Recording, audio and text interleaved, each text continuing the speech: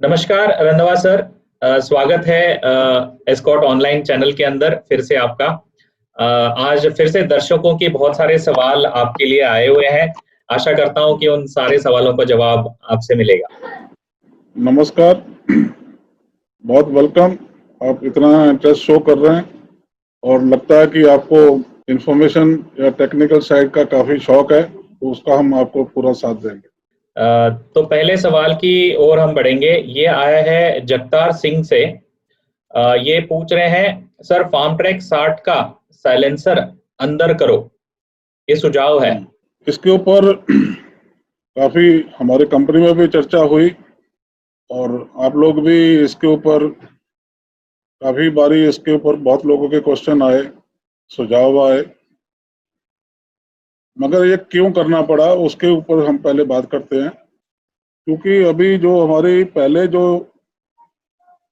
ऊपर की शो आती है उसके 4 हिस्से होते हैं और 5वां हिस्सा भी होता है जो रेडिएटर के सामने छोटा लगता है। ये सभी हिस्सों को आपस में नट बोल्ट से जोड़ना, एक तो प्रोडक्शन में टाइम लगता है, दूसरा इसकी वजह से उसकी जो अलाइनमेंट है उसमें आगे पीछे वो सेटिंग करने में बहुत ज़्यादा टाइम लगता है, जो कि प्रोडक्शन के ट्रैक्टर के लिए उतना टाइम मिलता नहीं है।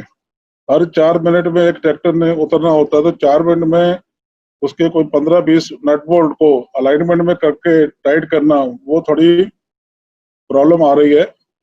और लोगों की रिक्वायरमेंट है कि अलाइनमेंट ठीक होनी चाहिए। तो अलाइनमेंट ठीक करने के लिए हमने जो बोनट है उसको सिंगल पीस किया है।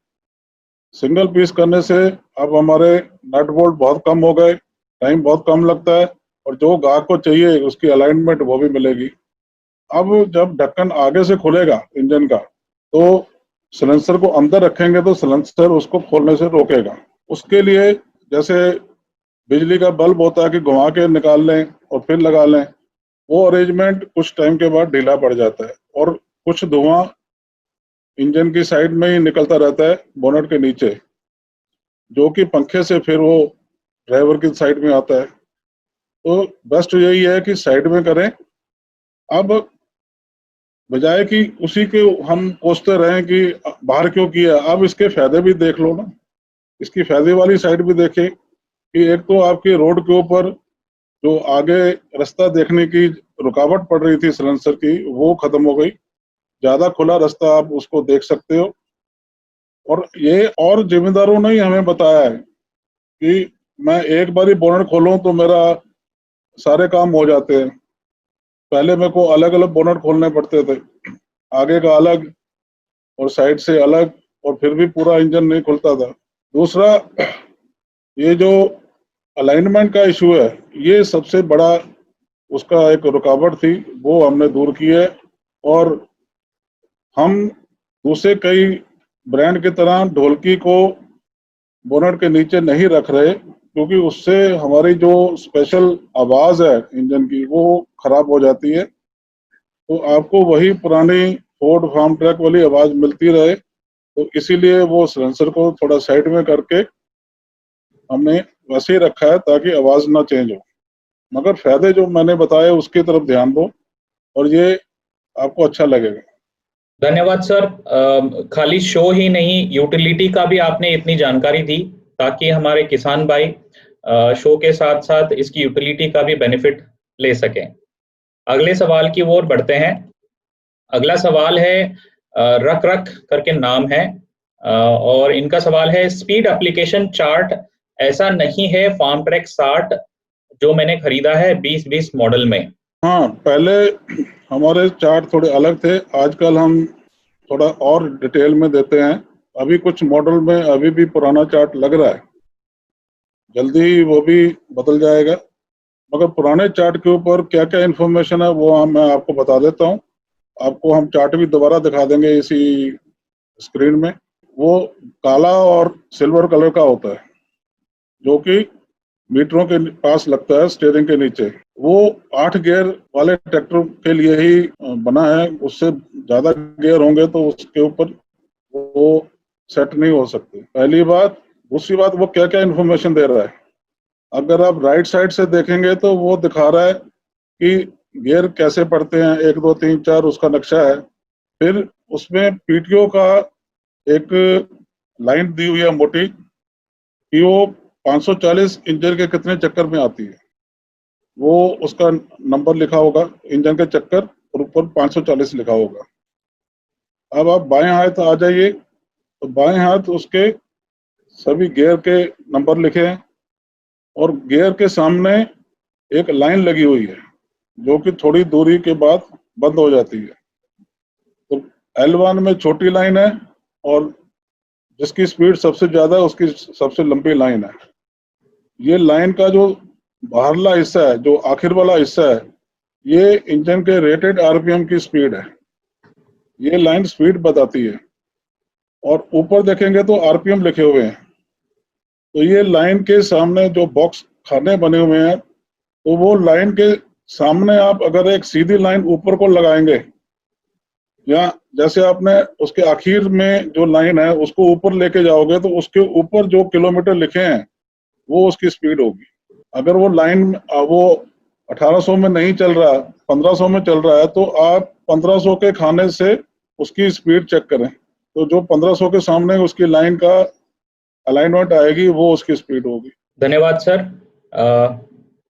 बहुत अच्छी जानकारी आपने दी, ताकि ये दूसरी वाली जो चार्ट है इसको भी कैसे पढ़ा जाता है हमारे किसान भाई को मालूम पड़ा अभी। अगले सवाल चलते हैं, ये है पटेल विष्णु भाई जी का, लगता है गुजरात से हैं, और इनका सवाल है, सर मैं क्वेश्चन इज टू यू, इनके पास अभी पुराना पावर ट्रैक का 434 DS मॉडल उपलब्ध है जो कि 2146 सीसी का इंजन है और जो 34 HP जनरेट करता है, और ये सोच रहे हैं नया वाला जो पावर ट्रैक का 437 39 HP का ट्रैक्टर खरीद लें, मगर उनके लिए कंफ्यूजन ये है कि दोनों इंजन का सीसी सेम है, तो ये दुविधा दूर कीजिए।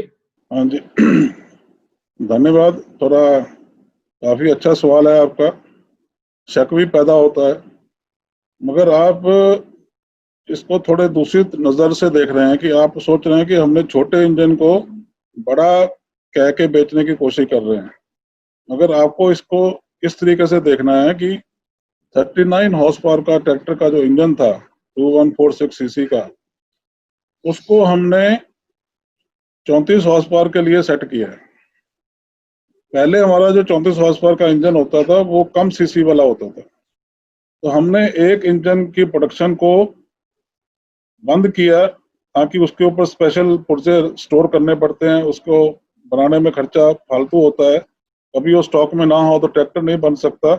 तो इंजन हमारा सेम रहेगा, पुर्जे सेम रहेंगे, मगर सिर्फ बॉश का जो पंप है जिसको हम पहले माइक्रो पंप बोलते थे, उसकी सेटिंग अलग होगी और उसकी वजह से वो 34 हॉर्स पावर देगा, ना कि 39 हॉर्स पावर देगा। अब हमने बड़ी सीसी में ही 34 हॉर्स पावर बनाया है, ये उसको इस तरीके से सोचिए। तो इनकी दुविधा क्लियर हो गई शायद अभी, कि ये जो ट्रैक्टर खरीद रहे हैं ये बड़ा HP 39 HP का ही इंजन है 437 में। अगले सवाल है पलविंदर बादशाह जी का, इनका सवाल है, सर जी मेरे पास 6055 T20 है 14 नो टायर का, जो कि लो स्पीड थोड़ा कम है, क्या मैं 16 नो टायर डलवा सकता हूं इसमें? ये हमने अक्सर देखा है कि बहुत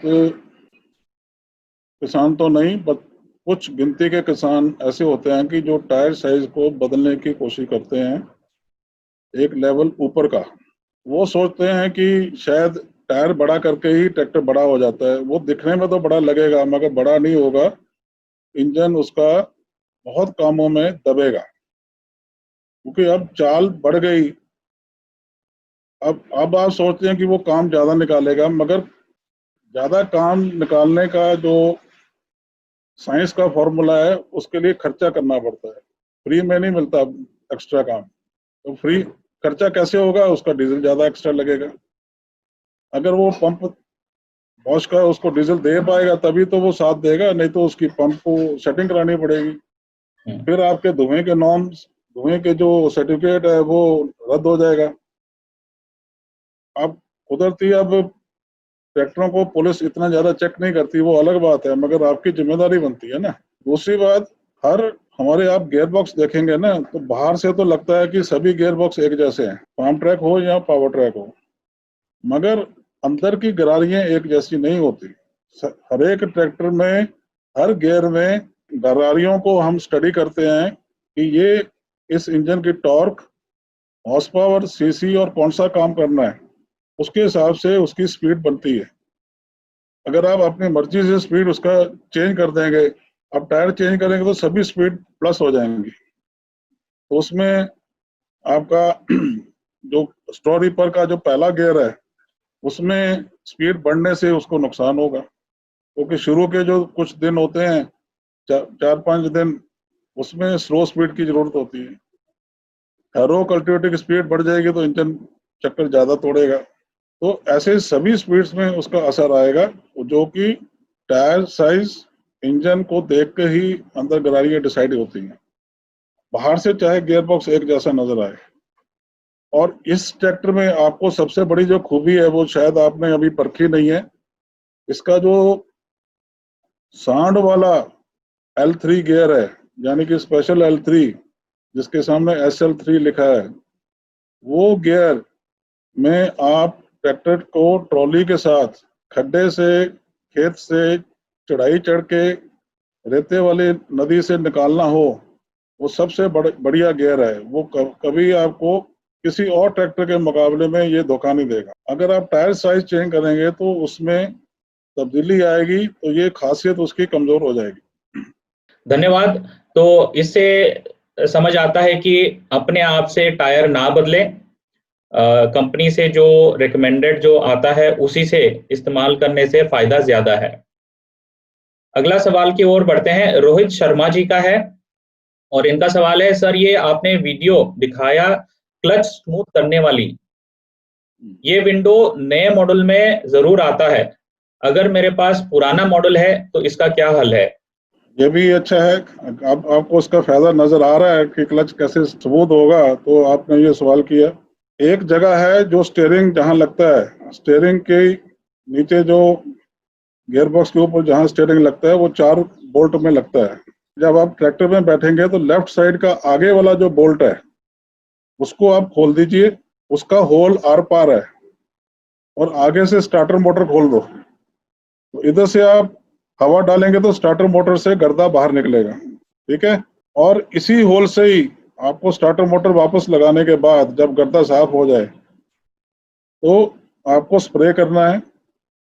उस टाइम आपको स्लो आरपीएम में इंजन को चला के रखें, और ये जो स्प्रे बॉटल के आगे एक बहुत छोटी लंबी प्लास्टिक की पाइप मिलती है, वो लगी हो तो बेटर है। उसका जो निशाना है फ्लाईव्हील की तरफ थोड़ा करके उसको स्प्रे करिए, और इस दौरान क्लच को नहीं दबाना। पहले भी जो वीडियो हम इसमें दिखा रहे हैं, क्लच को बिल्कुल, पैडल को नहीं छेड़ना जब भी आपने स्प्रे करना, नहीं तो क्लच प्लेट और फ्लाईव्हील के बीच में ये जो हम स्प्रे कर रहे हैं वो अंदर घुस जाएगा, तो बल्कि वो स्लिपेज करने लग जाएगी। तो इसी तरीके से आप थोड़ी टाइम उसको स्प्रे करके आधा पौना घंटा 1 घंटा उसको पड़ा रहने दो, उसके बाद क्लच दबा के उसको चेक करो। दूसरा तरीका है कि वो जो स्टीयरिंग वाला अड्डा है, जो स्टीयरिंग जहां लगा है 4 बोल्टों से, वो पूरा ही स्टीयरिंग खोल दो, तो नीचे आपको बड़ा सारा खाली जगह मिलेगी। वहां से आप वही काम कर सकते हो जो मैंने बताया। उसके लिए भी स्टार्टर मोटर खोलनी पड़ेगी, ताकि एक साइड से हवा आए और दूसरी साइड से बाहर निकल जाए। बहुत बढ़िया सर। सर मेरा एक क्वेश्चन था, ये फार्म ट्रैक और पावर ट्रैक ट्रैक्टर में ही कर सकते हैं या दूसरे में भी कर सकते हैं? हाँ, दूसरों में भी कर सकते हैं। कोई ना कोई साइड में, पावर ट्रैक में तो साइड में कोई ना कोई खिड़की बनी हुई है जिसके ऊपर ढक्कन लगा होता है, वहां से आप उसको खोलना है। ऐसे ही दूसरे ट्रैक्टरों में भी होता है, तो उसको भी वहीं से खोल के आप उसको यही काम कर सकते हैं। बहुत बढ़िया सर, बहुत बढ़िया। बहुत सारे इसमें मैंने देखा कि लोगों ने इसको ट्राई किया अपने ट्रैक्टरों में, और बहुत किसानों ने धन्यवाद भी बोला कि उनके क्लच जो है अभी स्मूथ हो गया है।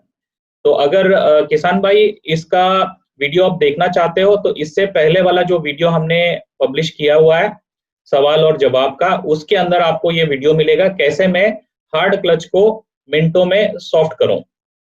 तो बढ़ते हैं अगले सवाल की तरफ। ये संपत जाट जी का है, हरियाणा से लगते हैं। क्या मैं फार्म ट्रैक चैंपियन में बड़ा इंजन लगा सकता हूं 60 का? छोटे ट्रैक्टर को बड़ा करना चाहते हैं, ये सोच तो चलो मान लेते हैं कि आप करना चाह रहे हैं। एक पुराने ट्रैक्टर में इसको तजर्बा कर सकते हैं, मगर ये मैं आपको क्लियर कर दूं कि फार्म ट्रैक में 2 फैमिली के इंजन आते हैं। एक फैमिली है जो चैंपियन, फार्म ट्रैक 41 वगैरह में लगता है, और एक होता है फार्म ट्रैक 45, 60 और आगे लगता है। पहले 65 भी आता था और 70 भी आता था, तो वो इंजन अलग है, और चैंपियन और 41 वगैरह के इंजन अलग है।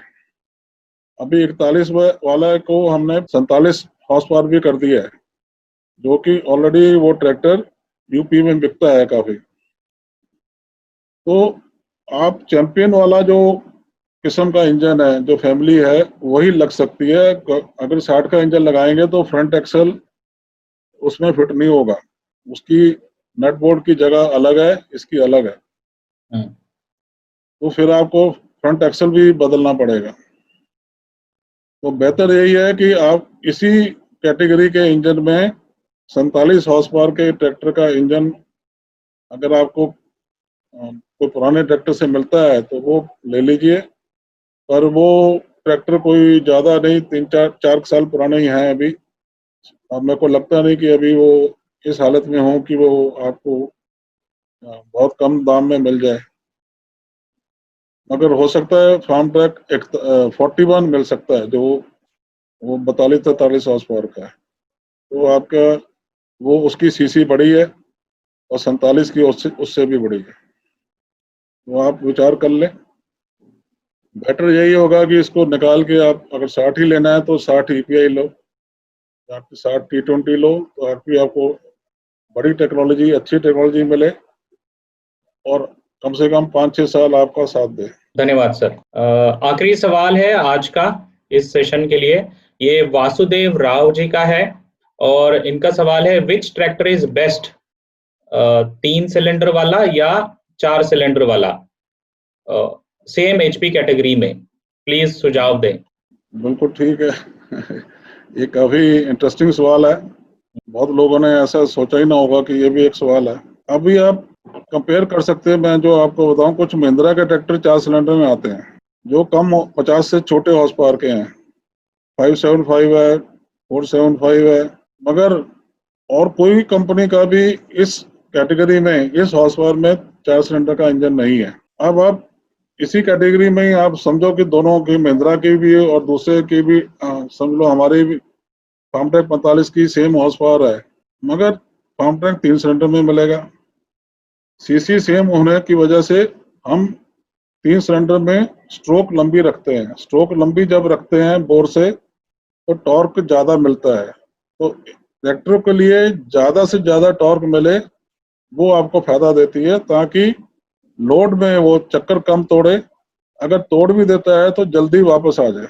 जो कम स्ट्रोक के इंजन और एक सिलेंडर ज़्यादा होगा तो उसकी सीसी उतनी ही रखने के लिए उसकी स्ट्रोक छोटी करनी पड़ेगी, बोर भी छोटा करना पड़ेगा, उसकी टॉर्क कम होती है, वो इंजन लोड में बहुत जल्दी बैठ जाता है, प्लस उस इंजन को चक्कर थोड़े बढ़ाने पड़ते हैं, तो ज़्यादा RPM में चलेगा और टॉर्क कम पैदा करेगा। जब भी RPM बढ़ेंगे तो टॉर्क कम हो जाएगी।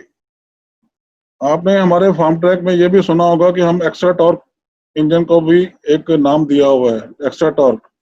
एक्स्ट्रा टॉर्क वाले इंजन जो हैं वो हमारे 1850 इंजन में ही चक्करों में ही पूरी हॉर्स पावर दे देते हैं। वो क्यों देते हैं? क्योंकि वो बड़ी सीसी के इंजन है। बड़ी सीसी कैसे बनती है? बोर या स्ट्रोक लंबी करने से, तो उसमें टॉर्क और ज्यादा बढ़ जाती है, इसलिए उसका नाम एक्स्ट्रा टॉर्क इंजन है। तो आप लोग ज्यादातर मार्केट में आप हॉर्स पावर को सामने रख के उसका सिलेक्शन करते हैं, आप टॉर्क को साथ में लेके नहीं चलते। टॉर्क को भी साथ देखना चालू करो, और जिसकी टॉर्क ज्यादा हो वो ट्रैक्टर के लिए वही सूटेबल है। फार्म ट्रैक तभी हम कहते हैं कि ज्यादा मजबूत खिंचाई करता है, कम चक्कर तोड़ता है, क्योंकि उसकी टॉर्क ज्यादा है। हर हॉर्स पावर में उसकी टॉर्क ज्यादा है। धन्यवाद सर, बहुत बढ़िया सुझाव आपने दिया, ताकि किसान ट्रैक्टर खरीदते समय ये सारे चीजों का ध्यान रखेंगे। खरीदते समय ही नहीं, ट्रैक्टर को चलाते समय भी ये सारे चीजों का ध्यान जरूर रखेंगे। धन्यवाद रंधावा सर, आज आपने अपनी कीमती समय सारे किसानों का जवाब देने में दिया है। आशा करता हूं कि अगले हफ्ते फिर हम बहुत सारे सवालों के साथ आएंगे और उनके सारे जवाब देने की कोशिश करेंगे। मेहरबानी। हो सकता है कि आजकल आप बिजी होंगे, नई फसल की बिजाई चल रही है, मौसम भी अच्छा है, बारिश भी टाइम पर पड़ रही है। अच्छा हो अगली फसल भी आपकी अच्छी निकले। मेहरबानी, थैंक यू। दर्शकों, मैं फिर से आपको याद दिलाना चाहता हूं, ट्रैक्टर टेक्नोलॉजी सीरीज के अंदर आप ये सवाल और जवाब का एपिसोड देख रहे हैं। अगर आप ये वीडियो पहली बार देख रहे हैं तो इस चैनल को सब्सक्राइब कीजिए। हमने ट्रैक्टर टेक्नोलॉजी सीरीज का 7 एपिसोड का हर हफ्ता हर शनिवार को रिलीज कर रहे हैं। बेल आइकन पे जरूर क्लिक कीजिए ताकि आप कोई भी एपिसोड मिस ना करें। धन्यवाद।